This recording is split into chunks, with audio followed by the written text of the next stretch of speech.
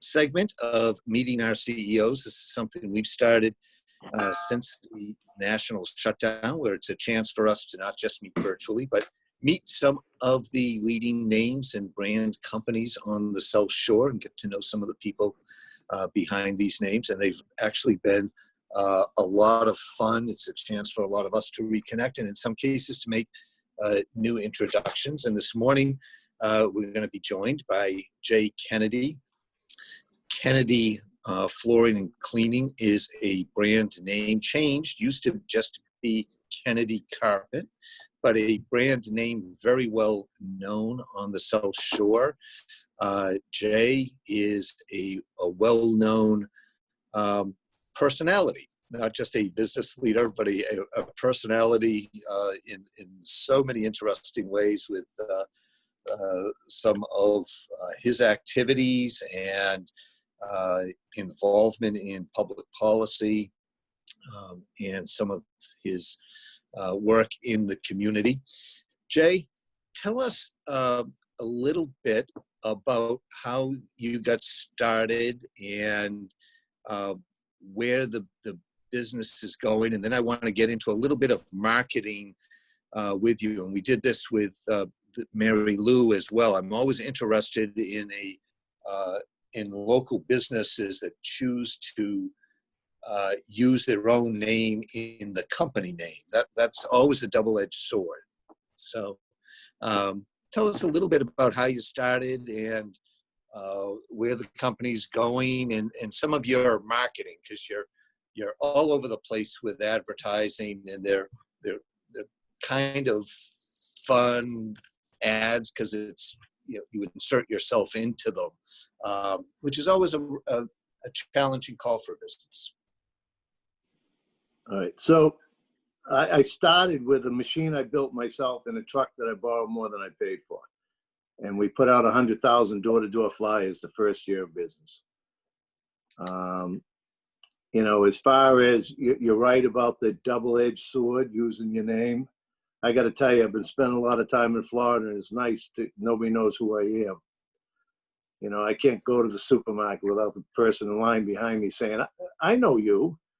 And I say, oh, I'm on TV. Oh, no, you're not. How do I know you? Well, I'm Kennedy. Oh, yeah. But I mean, it is a double-edged sword. It's kind of it can be, after a while, it can be kind of a pain in the ass but I don't know. It's where we going, where we come. Right now we're going into a lot of this disinfecting.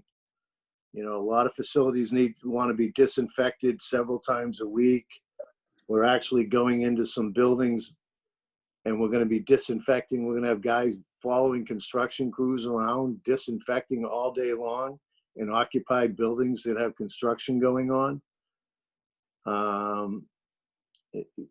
This is COVID-19, but we're kind of offsetting the amount of people that don't want us into their homes for carpet cleaning and for replacing a room or two of flooring. So we're offsetting that with disinfecting services. You just got to play the hand that's dealt you. You make lemonade out of lemons, right? But so that's what we're doing right now. We have like 40 trucks, 65 employees.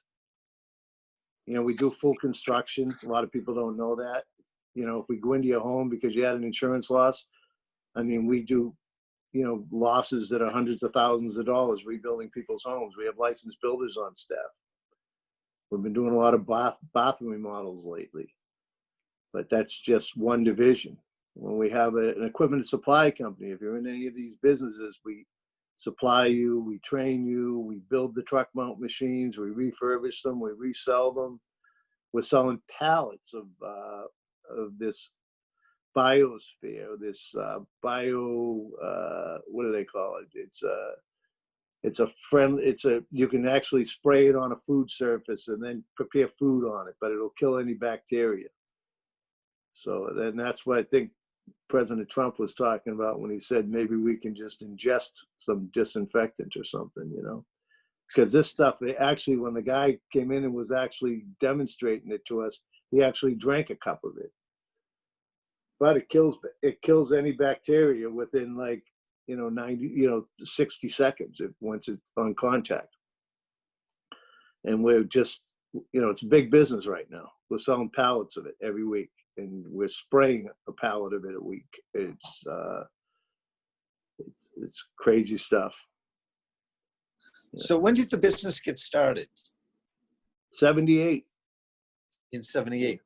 And you started, you said, with a piece of equipment you invented.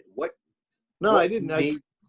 I built it, because when they first started coming out with those machines and the trucks to clean carpets, they weren't very well built, any of them, you know what I mean? And so we built one with, we had a steam cleaner unit, and then we had another unit that we had a frame made, and we put a vacuum system on it, and we just kind of coupled them together, and and went out and started delivering door-to-door flyers. I worked for a guy up on the North Shore for about 8 months with the total idea that I was going to start my own business, and he knew it all along, So, and that was it. When I was young, I used to spend the whole winters in Florida up until right up until I was about 40 years old. And the first 10 years that I did that, I brought the carpet cleaning trucks down with me and did waterfront homes and yachts. And I met some of my best Boston customers in Florida, cleaning their carpets down in Florida. And then after a while, pardon me? Go ahead, finish your thoughts. Well, after a while, it's like we were just cleaning carpets and furniture and stuff like that. And then it got to the point where we had nothing to do in the wintertime, and we had quite a few employees. So we started in this insurance restoration. Back in those days, the big deal was your furnace misfired and filled your house with soot. That doesn't happen very much anymore, because the insurance companies started holding the oil companies responsible for the burners that weren't tuned up properly. So it very, very rarely happens anymore. The burners are a lot more efficient, and the oil companies are a lot more efficient. But then it got into, we have floods every day of the week. If I don't get a flood today, I'll get 2 tomorrow. If I don't get one today or tomorrow, I'll get 3 on Saturday. But almost every day of the week, we get a call from a flood. Some sort of a broken pipe, hot water heater, whatever. Go in and dry the house out or the building out. Every day somebody floods. Lots of people flood every day, because I'm just one company that's doing it. So when you started out in Florida and finding some of these Boston connections, were you doing any marketing down there, or was it all just word of mouth? Door-to-door flyers. Down in Florida as well? Yeah. Okay. Door-to-door flyers, waterfront homes and yachts. Yeah. I never got Mary Lou's yacht down there, but she may not have gotten her yacht down there until after I stopped doing it, though. Well, I think Mary Lou's probably the one person who welcomes coffee stains in her carpet. It just makes her feel warm and fuzzy to see all the coffee stains. So the rest of us have to clean it up. But so why? What made you choose your name and then inject yourself into all the advertising you do? And would you recommend it to other service companies that are starting up? Okay, I chose the name because it's an easy name to remember in Massachusetts. I don't know. One year Ted Kennedy was having a debate in front of, we were in front of Lombardo's, and I parked 4 trucks out there before Kennedy was appearing. And I had 4 trucks out there, and I had guys out there with signs that said Kennedy for carpet cleaner. And I did the same thing in front of Faneuil Hall when he was debating with Mitt Romney. So the name had some clout in Massachusetts, easy to remember. I think if I had it to do over again, I might not do that. I might, but and as far as TV and all that, it's just desperation, pal. Got to make a living. You know, some people do all kinds of crazy things to make a living. You know, And what made you decide to put yourself in all the commercials and be the spokesman? It's all very genuine and authentic, but there are heavy downsides as well to going on and being the public face in such a literal way when you do the TV commercials. I don't see the downside. You know, I mean, people want to know that there's somebody that they can get a hold of, that they can depend on, that if there's a problem, that's going to make it right. You know, I mean, I see the downside to the point where you give up a lot of personal privacy. You're sitting in a restaurant and people are looking over at you saying, that's that guy on TV, you know what I mean? But as far as promoting the business, you know, if you believe in your business and your product and you're offering a, you know, you're going to stand behind it, I think that that's what people are looking for. So you also had another kind of interesting change the last couple of years, and something hard for a company when they get into new product lines or service lines. Sometimes they're kind of trapped with the name, but you went through a pretty subtle name change that I don't think a lot of people actually noticed, but it allowed you to expand the scope of the business, and nobody said, wait a minute, whatever happened to the old company? But how did you plan, and did you run into a lot of planning or strategy with the name change? I remember it's Kennedy Carpet, but now it's Kennedy Floor Covering and Cleaning. No, it's cleaning, flooring, and restoration. And the reason behind that is, you know, all types of other flooring are taking off, and carpet is dropping as a percentage of the sales. You'll see most of the small retail flooring stores are closing up because they're not adapting. You know, but we install every type of flooring and we clean every type of flooring. And, you know, carpet's dropped, you know, it's dropped a lot. And you know, you know, we're doing a lot more of these vinyl floors, and it's a huge part of our business. Carpet sales has probably dropped 40% across the board over the last couple of years. And you know, you got to shift with the market. So, you know, we're cleaning because we clean every types of flooring. You know, we're flooring because we install every type of flooring, and then we do the restoration because we'll rebuild your house if you need us to. You know, so you know, that's basically, it was just the fact that carpet is becoming a smaller piece of the pie.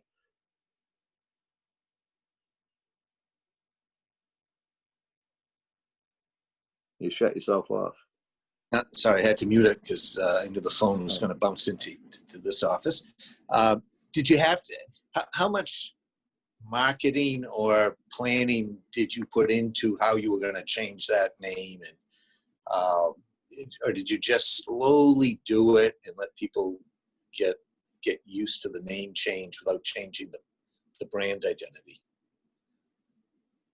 I don't know if we slowly did it. I mean, we just sat down one day and hashed it out. What are we going to do? What are we going to call it? You know, we rebranded most of the trucks, and then they, you know, came out with a couple of TV ads that said, you know, I rattled off a whole bunch of the things we do, and I go, that's too much. And then, you know, so I stood behind a truck that says cleaning, flooring, and restoration, and I said, this is, you know, it better describes the scope of what we do: cleaning, flooring, and restoration.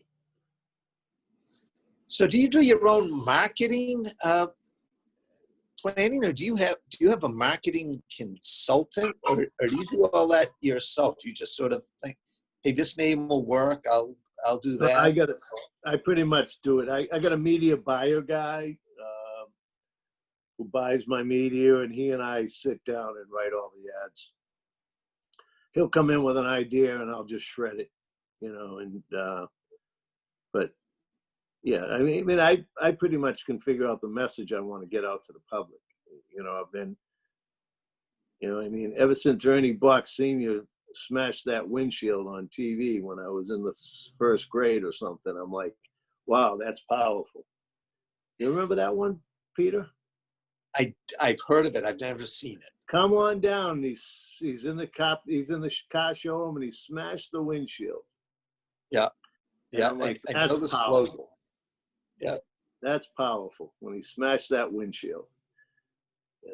But So do you script your TV spots, or they just shoot live and you kind of free think and talk, and then they edit down to we something write a script, and sometimes in the middle of it, a line will change, because it sounds better. I'll just spit something out and it sounds better. But we basically write a script for everything, and we time it. Everything has to be timed. It's 30 seconds or 60 seconds, and you gotta pre-record it and check the timing, and it's. Yeah, we ad lib them though. We do them the day. I can't pre-do them. We do them an hour before the shoot or an hour before the recording session. Okay, let's hash this out, because I just can't.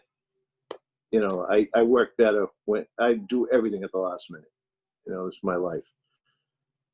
So you line up the shoot schedule, and then an hour before you sort of scratch your head and say, what are we going to say? That's interesting. Pretty much. Different. Really? Well, we get an idea of the message we're trying to get across, but we write the thing an hour before shooting, or an hour and a half before we shoot. Or if I get a recording at a radio station, we show up an hour early, and we know what the message is going to be. Then we decide how we're going to present it. Yeah. So, what is your market area? How far out would you let the trucks in the service area go? Well, we go into southern New Hampshire. We stay inside of 495 all the way down to Chatham and Brewster and Orleans. But basically inside of 495. We're real, the South Shore, it's most towns, 1 out of every 3 homes on the South Shore, customers of ours, between, from Milton to Marshfield. It's like 1 out of every 3 homes. It's even close. It's close to half in Hingham. And then in the west suburbs, we're like 1 out of 10 in the W towns. 1 out of 10 homes are a customer of ours. But the South Shore is huge. Yep. Yeah. Family members in the business? Is this going to go on for another 100 years? Well, the problem with that is, I have my sister, and she's like 9 years younger than me, and she says she wants to work for a while. I'm trying to spend more time in Florida and down the Cape. It's a matter of bringing in young shop managers and paying them well. My own boys I'm a late bloomer. I didn't have kids till I was 45 and 47. So the kids are 19 and 21. And, you can't really put any pressure on these kids. They got to decide they want it. You know what I mean? And the 19-year-old is studying business at Providence, and he's pretty sharp. And I don't know. We'll see what happens. You just can't pressure them. They got to want it, and they got to decide they want it. And the expansion of services and products. You talked a little bit how you got into different floor coverings and now sanitation and cleaning. Does that just sort of come your way, you take advantage, or do you have plans to get into other things like mold remediation, disaster recovery, other types of... Obviously, we do all that. We do that. So this disinfecting thing it's been it's a savior. Believe me. You're trying to run a business today with the government shutting everything down. It's I mean, we got to drop dead overhead with no payroll at all, 35,000 a week, and then that's before you pay anybody, and it's, the government is crushing businesses, crushing them. 1/3 of all the small businesses in Massachusetts will go out of business. We're lucky because we're diversified. But people that, hey, if you've got a retail flooring store, Lowe's and Home Depot can sell flooring, but you can't. You're not supposed to open. I mean, you have, Lowe's and Home Depot can have hundreds of people in there, but you can't have one person in your flooring store with a mask on. I don't know. To me, it's planned obsolescence of small business. It's not good. It's not good at all. And small retail clothing stores, like mom and pop, boutique clothing stores. You can buy clothes at Target or Walmart, but they can't open. I mean, come on. Does it make sense to you? So fast forward, we got a couple of people associated with Providence College here, Paula Harris. I saw that, yeah. All that. So fast forward a couple of years, your son is going to graduate Providence College, and he arranges for you to be the graduation speaker at the college to the business graduates. What are you going to tell 22-year-old college grads interested in business? Start your own, go work for somebody else, start a revolution and change government. What are you going to tell 22-year-olds when he gets you to speak to his graduating class? It's funny. I was thinking about that the other day. There's this guy, he's buying my house, he's my house in Norwell. And he's got a job. And it's going to cost him $8,000 a month to carry that house, $100,000 a year net after taxes. I'm like, and he works for somebody.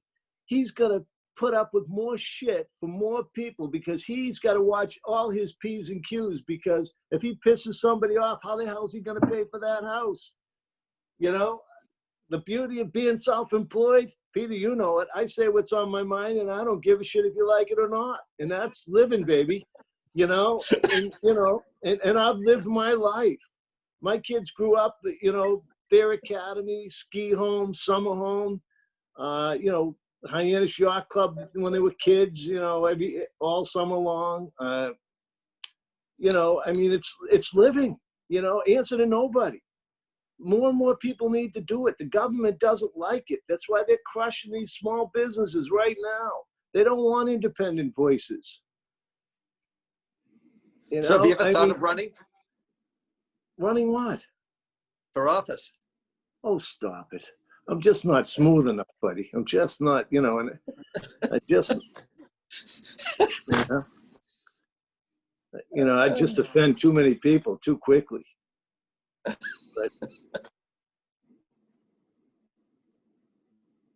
So you'd advise people just make their own path. Don't worry necessarily about the big bucks, the possessions, the titles. Have the independence, and everybody wants to work for the man. I get a government job with a big retirement. I mean, bullshit, man. Just bullshit. It's not living. That's not living. That's not calling your own shots. That's not doing what you want to do, and then kissing people's ass. Come on. I mean, I'd do nothing different. Maybe I would have had kids a little bit younger if I had it to do over again. You know what I mean? But, it's the American dream. The American dream, buddy. So we obviously have a lot of small businesses on the South Shore. Most of them, a great many of them, came to kind of that realization sort of mid-career that there's nicer quality of life in many ways by giving up the big offices in Boston and the long commute and maybe some salary and just being on their own, doing their own thing, and they get a great deal of satisfaction. But it's not always the American dream. There are nightmares along the way when you own your own small business. What were some of Especially when Charlie Baker is governor. Yeah.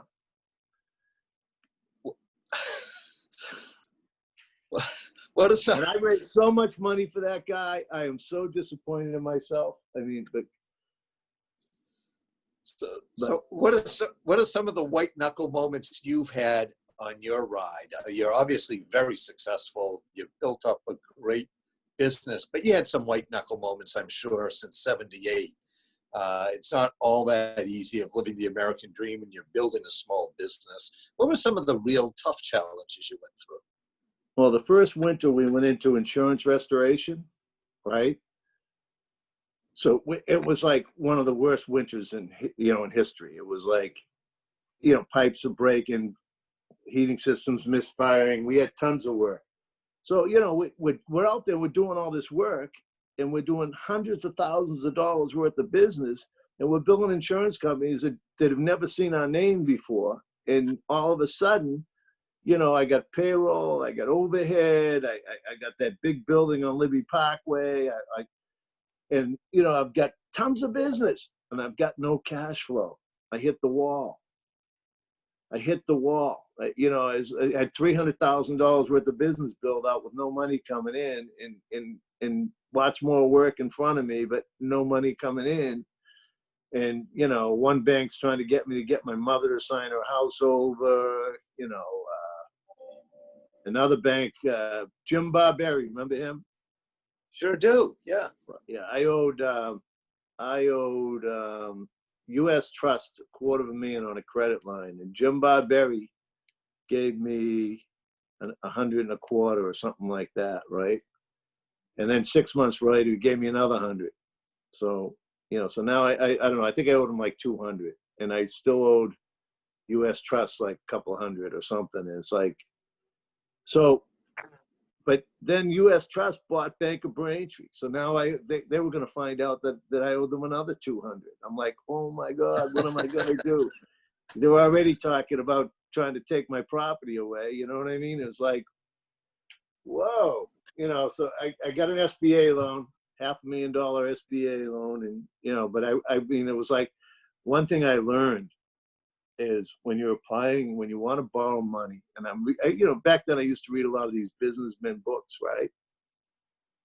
When you want to borrow money and you're trying to grow your business, you got to get this packet of, everything. The packet's like 3 inches thick of, everything that you do for a loan, right? I mean, it's crazy. So, but what I figured out was you make up a dozen or 15 of those packets and you give it to 15 bankers. 2 of them are going to chase you for the business, and the other 3 are going to tell you you're out of your mind. The other 13, yeah. But you're going to get somebody that wants the business. But you can't. What I did and what I did wrong was where I really almost got myself into a lot of trouble. Is I kept having all these bankers, and I'd rattle off their names and really get some shit going here for you, because I look at these guys today to their face and tell them that they screwed me. So they hung you out for 2-3 months. Oh yeah, we're gonna get it. And then they go to their board, and their board says, we don't like this loan. And then they drop you on your ass after you waited for 2.5, 3 months, thinking you were gonna get the money. And then you do that a couple of times, and it's like, now you're in trouble. So make up that packet and give it to 10, 12 bankers. And there was one, Jim, South Shore Savings or South Shore Savings Bank, I think it was. Well, we've got Jim Dunphy from South Shore Bank on. Yeah, but no, this was what's the one that was in the split when you go up Route 18? It was right there by the Papagenos, South Shore. There was a guy, he retired. He came into the showroom about a year ago. He's in his 80s now, and I'm trying to buy the building on Libby Parkway, and he goes, okay. He goes, I'm going to Florida for a couple of weeks. He goes, you're all set. And I'm like, and I had been through this stuff with banks a few times. I'm like, I'm all set. He just tells me I'm all set. So I'm out there shopping banks, still shopping banks. So he goes to Florida, he comes back, he goes, okay, we're passing next Tuesday. And I'm like, wow. And he goes, Jay, I've never told somebody I was giving them a loan and I haven't given it to them. I mean, that's the way I am in business, Peter. When I tell you I'm going to do something, I do it. But bankers aren't like that. I mean, they're a bunch of, yes men. They have those jobs and they're just yesing everybody to death. You know what I mean? And they don't really, most of them don't really have the clout to actually make the decisions. That's what's nice about being in business. You make your own decisions and you live by them. But you got the loans. I got the loans. Yeah, but it wasn't easy. Can't you see all the gray hair? But you got the loans and wouldn't have grown if you didn't have those community banks who were doing it. Exactly. Okay. Exactly. I mean, it's a problem. Without community, the loss of community banks is going to be a problem. I mean, you get less and less of them. We need community banks. I mean, there's no question about it. Bob Berry, loaned me a couple of $100,000 on a handshake. I mean, he goes, I know people that know you and I know you and I know that you're the type of guy that's going to work 7 days a week and you're going to pay this loan back no matter what. And, so, I mean, that's the way it should be. Yeah. I mean, it's really, really hard for small businesses to get money, to grow. I mean, it's hard. Good. So we've got a couple of great bankers joining us. I don't know if you want to grab the mic and give a plug for banking at Community Bank, but let me open it up to some of the Providence College alum or people who have connections there, or anyone who would like to ask a question. Yeah, let's start with Providence College. That's a great idea. Chris, you don't want to defend banking. We hear that a lot. I think Jay's experience is certainly not unique, and I've heard some of these stories before. And I will just say, on the other side of the ledger, I have a lot of customers, and I'm sure Jim does too, who sort of are on the opposite end of that spectrum and feel really good about how their bank helped them grow. Yeah. But, I've heard stuff. It's tough. But bankers sometimes don't feel as passionate about the businesses as the founders, who subsequently prove themselves to be extraordinarily visionary, like you, Jay. Just hard working, buddy. Just hard working. Yeah. Just work harder than everybody. You got a vision. You're hardworking. You got a good focus on what you're trying to accomplish, and look what you've done. It's congratulations. It's fabulous. Well, the trick to it is spend more than you make, and then try to keep up with it. You know what I mean? And you wondered why the bankers were having a problem with you? By the way, did you pay the loan back? Come on, I paid every loan back. Okay. So Jay, my son just graduated from Providence College as a business major. You have a job for him? Because he's laying around the house playing video games and sleeping till noon, and he's got to get out and start working. It's tough out there, huh? It's a horrible time to be looking for a job. Jay, is it a great time to start a business? Well, here's what young guys in business tell me. I deal with a lot of young guys in business, and you know what they tell me? It's easy. Nobody wants to work hard anymore. I mean, if you just want to work harder than everybody else and you're willing to work as much as it takes, it's an easier environment to start your own business, because everybody out there nowadays is, thinks that they're going to just go to work for the big startup and make millions of dollars when the thing gets rolled up and sold. I mean, it's like, there's not that many people that want to go out there and just work. I mean, you just go out there and you just put your head down. I don't care what you're doing. I was just cleaning carpets. I wasn't even cleaning furniture. I was just cleaning carpets. I mean, and you just work harder than everybody else, and you invest your money into your business. And, I mean, if you want to be like today, a plumber, an electrician, an HVAC guy, you get a half a dozen guys on the payroll, and you're making $500,000 a year, and you're writing off everything you do. Your cars, your gas, I mean, it's like there's so much opportunity out there today. I mean, there's more opportunity because all of these people that are successful in all these businesses, including myself, they're all in their late 50s and early 60s. And the young guys aren't looking at these opportunities. I spent some time, I was down in Florida. When this whole COVID thing started, I went down to Florida and I says, I can't deal with this. I'm going to go into the office and I'm going to stress out. I'm going to have a heart attack. So I'm down to Florida and rode my bike 3 hours a day. And a friend of mine's son was down there, and I'm riding bikes with this 23-year-old kid. And I'm trying to tell him, I got a 66-year-old friend that's got a tree business. The guy makes about $300,000-400,000 a year with a half a dozen employees. I'm like, and if some young kid came in and wanted to learn the business, he'd hand it over to him. He basically he'd finance it to the kid. The equipment, the property, the whole bit. I mean, it was like, there's opportunities out there. These young kids, if they don't understand the work, they're not, I mean, they just don't understand the hard work. I mean, it's just a grind. You want to go to work and work 12, 14 hours a day. I don't care what you do. You're going to be successful. You can dig ditches. If you're willing to work harder than everybody else, you're going to be successful. But everybody today thinks that they're just going to, join the right startup and and retire with the big payoff. I mean, it's but bottom line is the young guys tell me that nobody wants to work and it's easy to start your own business now. I think there's going to be a lot of creativity that comes out of this. I think there's a lot of realignment with business practices and businesses themselves.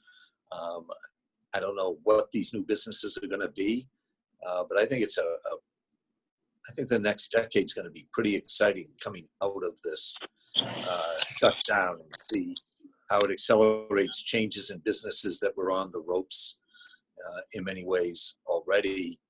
But what comes out of that, those changes will be faster, and I think great opportunities for people that we can't even identify yet. But I think there'll be a lot of great opportunities. Oh, absolutely, a lot of changes. You got to keep your eyes open. Right now, it's disinfecting. Who knows what it'll be next? So Denver Gibbs, let me put you on the spot because I know you're just starting a new venture. Good time. You started this before the pandemic, but you were just getting going. Good time or disastrous time to start a new venture? I think it's a good time because for my job, my work as a software developer, it's a huge opportunity. In fact, I was on a Zoom call this morning with a roofer, young kid. He is 33 years old. He has a roofing company and he owns 23 buildings, 23 houses. And last year he installed a roof on the wrong house because his business is all manual. Everything is on paper. He's old school. And so we're doing a software project for him. Great guy, cash guy. I think he's from Ecuador. And his philosophy is he just works harder than everyone else. He gets out there and he just works very, very hard. But he makes a lot of mistakes because I don't know, he doesn't have a process, no procedures. Everything is just on paper. So I find that in this environment, we will find opportunities. We did launch our new product, Local Lease 365. And we've signed up a few accounts recently because this product really tracks the real estate transaction trends. And we signed up a new kitchen and bath company in Situate last week. And they bought the product because it was surprising for them to see that there was still a lot of real estate that was actually going on. I think in Norfolk County, there was almost 700 properties last month. And this month, we're almost at 500 properties in Norfolk County. So it's still a great opportunity, still a great business environment, still a good real estate market. So yeah, I'm enjoying it. Great. Great. Questions? Any other comments or questions? We're coming up beyond the 40 minutes, which we have. But That's my fault. I get talking, you know what I mean? It's like, sorry about that. no, you are always a colorful conversation, and even when we have a group conversation or a public one like this, always very, very colorful. So I appreciate that. Did you ever do one of the 744 breakfasts? I can't wait for the day when we have another one and get people in a large room. I don't think you've done a 744 since I've been here. Did you ever do one before I got here? Well, I go to them. No. Have you ever spoken? I don't think all those guys in the suits want to hear me talk. You know, that's all bankers and accountants and. Hey Jay, I haven't worn a suit in 2 months. Look at this.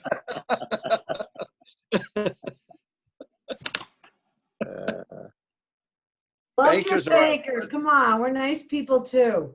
Okay, Susie, how are you? But yeah, I don't know. It's funny, you don't get a lot of small business guys there at your 744s. It's all the suit guys. You know what I mean? You know, most of You our get a few, members, but it's kind of like, you know, every bank has a table and, you know, accounting firm and, you know. yeah, but most of the people there are their clients that are small businesses. Most of our members are small businesses. We go through this a lot. People assume because we're the largest business association or chamber in the area that it's all just large companies. And that's not the case at all. Most of our members are small companies because that's what makes up the South Shore. And when we go, particularly the large events, the larger companies have tables, but they're inviting their business relationships who tend to be small businesses. You ought to get out and talk to them and get to know them, Jay.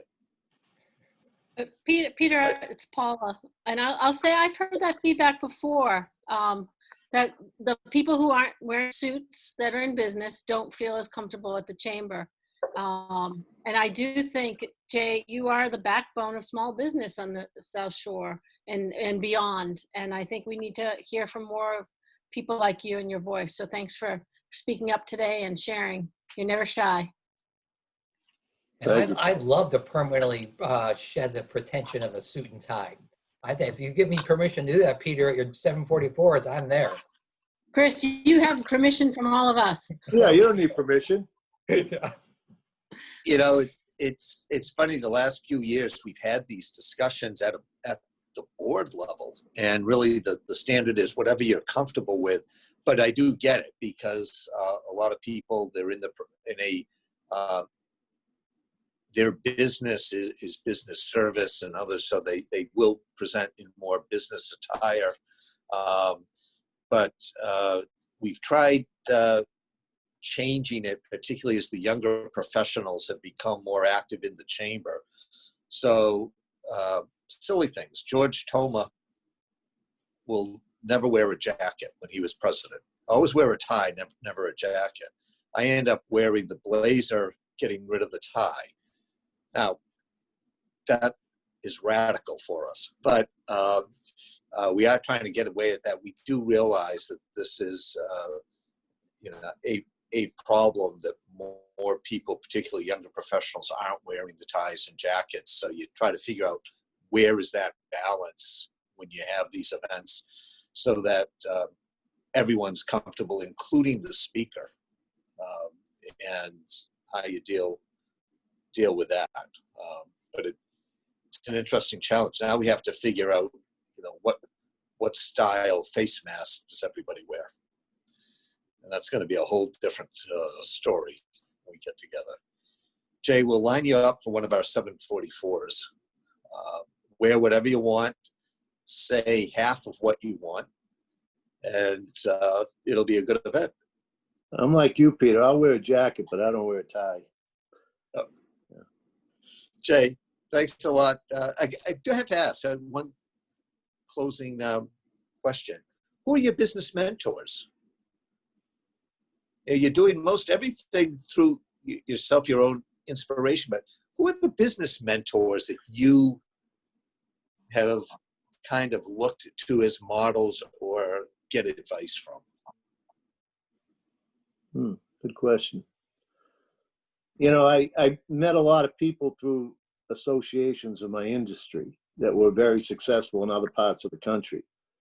And when they're in other parts of the country, they're not threatened by you. So, some of my best friends live in Dallas, and they run a $35 million company that's similar to mine, so they're like, 5 times as big as I am, you know what I mean? 4 or 5 times as big as I am. But they're, and they've become like my good friends. They come to the Cape every summer. And they visited me in Florida this winter. Yeah, so I guess it's kind of like, so they're not afraid to share when they're from other parts of the country, you know what I mean? And you have a lot in common with them. But so I guess, through the business, because I was equipment and supply distributorship, when I go to the meetings and national meetings for the guys that dealt in equipment and supplies and the truck mount machines and all that type of stuff, I met a lot of guys that I learned a lot from. Yeah. Great. And, but I grew up in a family of small businessmen too. My uncles all owned small businesses. So, and they always had summer homes and boats and nice cars and, so, I mean, watching them and the way they led their lives, and they didn't answer to anybody, and they said what was on their minds. And that was key to growing up working with them and their businesses. Yeah. Excellent. Jay, thanks a lot. Thank you. I appreciate you giving us the more than 40 minutes, but I appreciate it. Thanks for everything you've done on the South Shore. You've employed a lot of people, and I know you've helped a lot of people. I know you don't do it very publicly. I know you do a lot of things for people quietly and anonymously, and that's great. But you've been a great leader on the South Shore, and we're lucky that you decided to set up shop here. And we'll start the campaign and run you for office at some point. Hey, can I just say one statement? Could everybody here just please contact Charlie Chavez and tell him to open the small businesses up? And thank you. That's Governor Baker, for those of you who don't know Jay speak. Jay, we're going to cut it off before you get me in trouble. See you later. Thank you. Bye.